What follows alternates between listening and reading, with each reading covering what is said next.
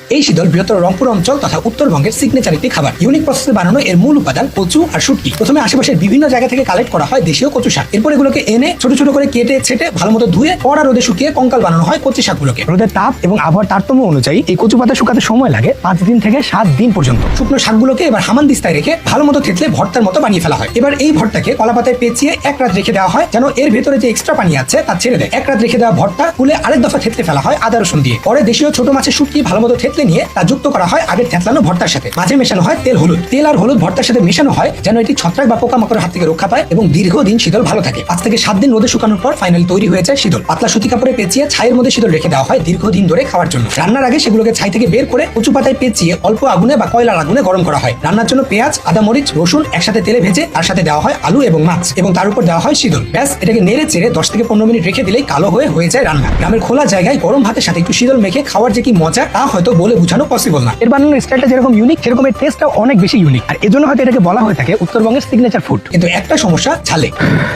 এখানে প্রচন্ড পরিমাণে দেওয়া হয়, তো যাদের একটু ঝাল কম খাবার অভ্যাস তারা একটু ঝাল কমিয়ে দিবেন।